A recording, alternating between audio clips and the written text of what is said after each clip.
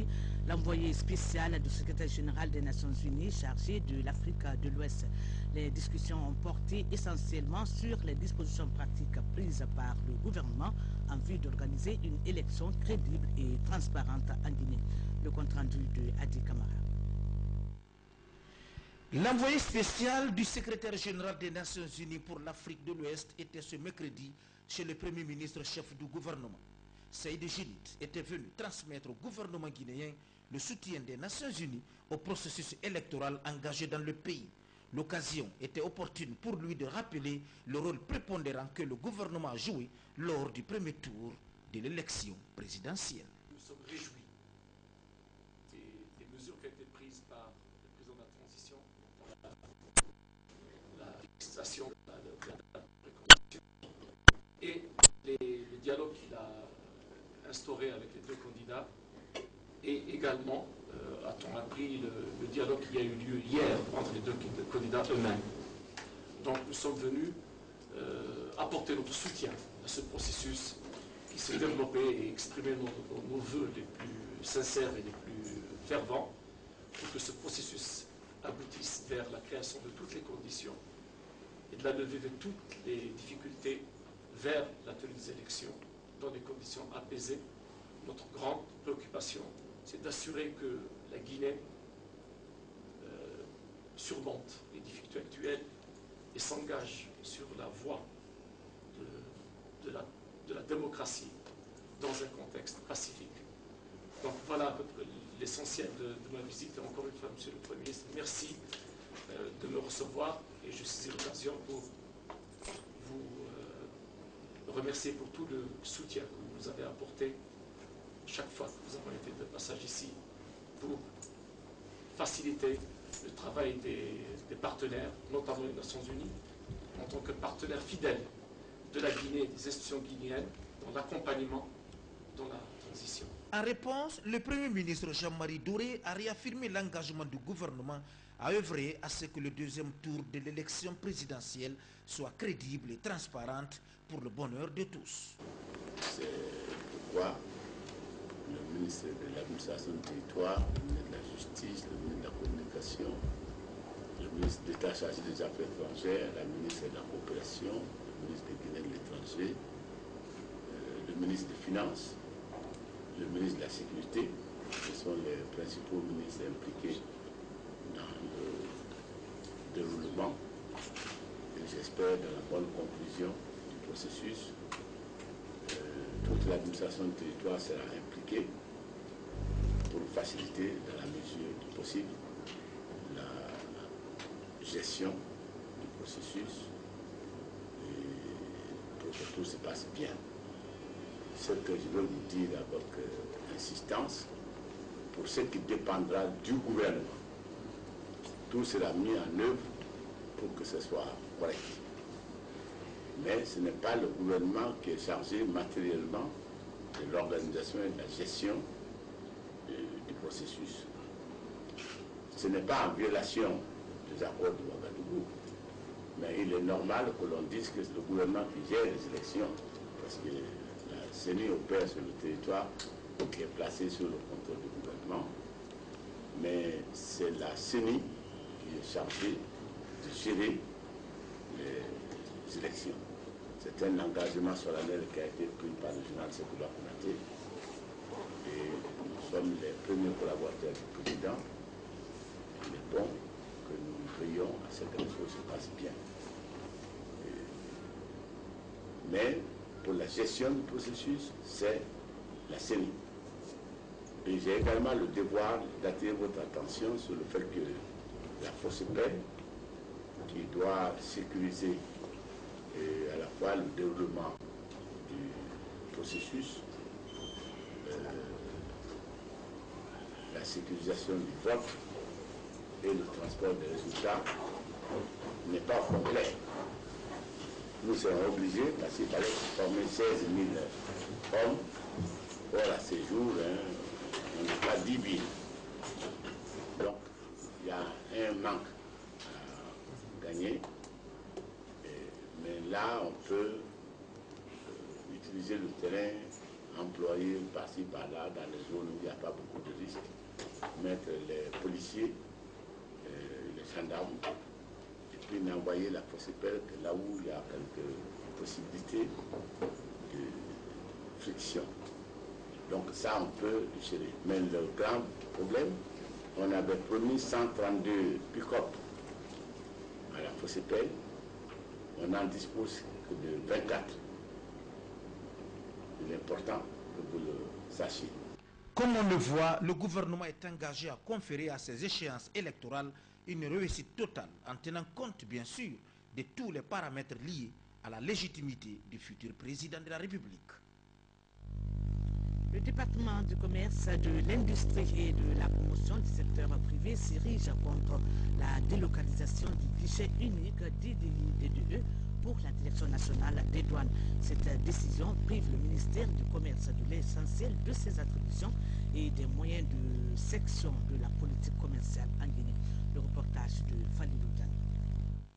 Depuis 2007, tous les décrets portant attribution et fonctionnement du ministère du Commerce ont pris soin de loger au sein de ces départements comme service rattaché le guichet unique, demande descriptive d'importation DDI et demande descriptive d'exportation DDE.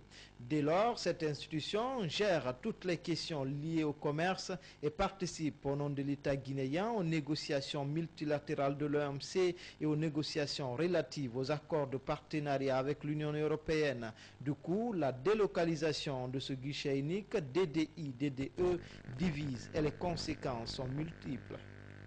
Les conséquences seront incalculables. L'État guinéen a investi plus de 400 millions ici pour acheter tout le matériel que vous voyez ici. Nous avons plus de 15 ordinateurs ici. Nous sommes permanemment connectés à Internet pour pouvoir rentrer en contact avec les fournisseurs de nos importateurs pour connaître la valeur réelle des marchandises qu'ils importent, parce que nous demandons dans notre procédure d'établissement des DDI et des DDE la facture définitive ou bien la facture pro forma de toutes les importations et exportations qu'ils font. Et c'est sur la base de cette valeur FOB que le ministère du Commerce peut gérer les prix sur le marché. La délocalisation de ce guichet unique DDI-DDE prive le département du commerce de la gestion des initiatives d'importation et d'exportation dans le cadre du suivi et de contrôle des flux des échanges commerciaux avec le reste du monde. Qu'on fasse comme ce que les autres font, parce qu'on n'invente pas la roue. Et il faut redonner à chacun son rôle et que chacun s'assure d'accomplir efficacement les rôles et les missions qui lui sont dévolues.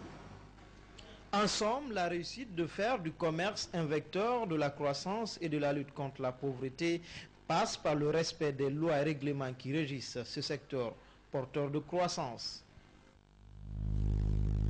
La région administrative de Farana vient d'abriter une séance de sensibilisation des populations sur les bonnes pratiques relatives à la gestion transparente des ressources financières, matérielles et humaines des communautés à la base. Cette initiative du Centre d'information de proximité de la Haute-Guinée a regroupé des magistrats et des magistrats et des hommes de sécurité de la défense, des directeurs du service de la société civile. Il était question pendant cette rencontre d'amener ses participants sur les procédures d'arrestation, le délai et les droits de recours pour les citoyens.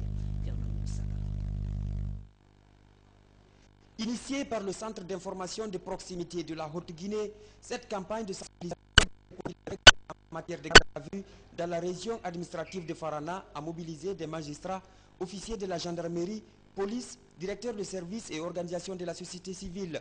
Au cours de ces assises, plusieurs points ont été abordés, notamment comment favoriser l'accès des personnes vulnérables aux droits humains, comment faire connaître et respecter les règles du jeu démocratique par les principaux acteurs et citoyens pour le respect et la promotion des droits de l'homme. Promouvoir les bonnes pratiques relatives à la gestion transparente des ressources financières, matérielles et humaines des communautés à la base.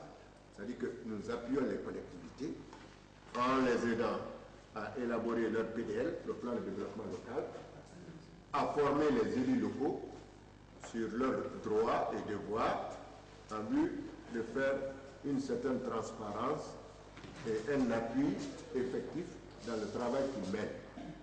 La garde à vue, c'est une mesure par laquelle un officier de police judiciaire, qu'il soit de la police ou de la gendarmerie, dûment habilité par le procureur général près la cour d'appel du ressort, détient à sa disposition pour une durée légalement déterminée toute personne soupçonnée d'avoir commis ou tenté de commettre une infraction. Une initiative hautement appréciée par les autorités régionales de Farana. Je tiens à remercier très sincèrement le PNUD à travers le CIP pour cette initiative et leur soutien constant à la cause des droits de l'homme afin de permettre la mise en place d'un état de droit tant souhaité par tous les Guinéens pour l'instauration d'une paix durable. Cette rencontre doit permettre désormais à ces magistrats et inspecteurs de police d'être à mesure d'expliquer aux citoyens les différentes procédures d'arrestation, le délai et les droits de recours en cas de violation de leurs droits en matière de garde à vue. Dernier élément de ce premier journal, la remise de dons de 3 véhicules par le Programme alimentaire mondial au service national d'action humanitaire du ministère de l'administration du territoire et des affaires politiques. Ces matériels roulants devront permettre au service Sénat de qualifier ses capacités d'action humanitaire en Guinée sur le terrain. Le reportage de Mohamed Lamine Kamara. 3 véhicules, 2 Toyota et une Land Cruiser. C'est un don du Programme alimentaire mondial au ministère de l'administration du territoire et des affaires politiques MATAP. Ces engins roulants sont destinés au service national d'action humanitaire Sénat du ministère de l'administration du territoire et des affaires politiques. Ces matériels logistiques devront à coup sûr aider le service Sénat à qualifier davantage ses capacités d'action humanitaire sur le terrain. Je voulais remettre officiellement au MATAP, à travers le Sénat, des véhicules dont l'usage devrait permettre à notre partenaire humanitaire que le Sénat de mieux prévenir et gérer les crises.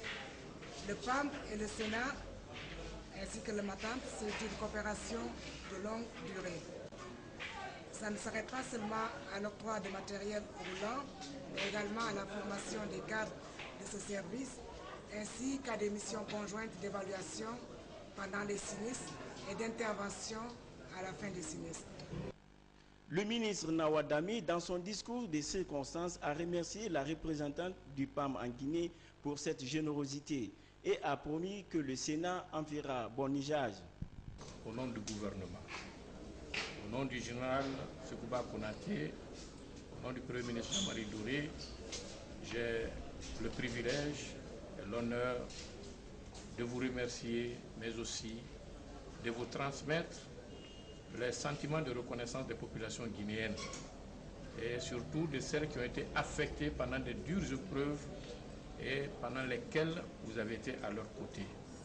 Nous, en tant que ministère partenaire de votre institution, nous savons que nous allons enregistrer un grand vide par votre départ, mais vous l'avez dit, c'est ainsi que va la vie, surtout dans le milieu où vous évoluez. Et nous sommes réconfortés, réjouis de savoir que vous quittez notre pays avec une promotion que nous savons très bien méritée. Nous vous souhaitons donc encore d'autres promotions. Le service national d'action humanitaire, longtemps dépourvu de tout moyen de locomotion, est désormais outillé pour procéder sur le terrain à l'évaluation des besoins et des actions humanitaires du département. Voilà, mesdames et messieurs, voilà ce qu'il fallait retenir au compte de cette première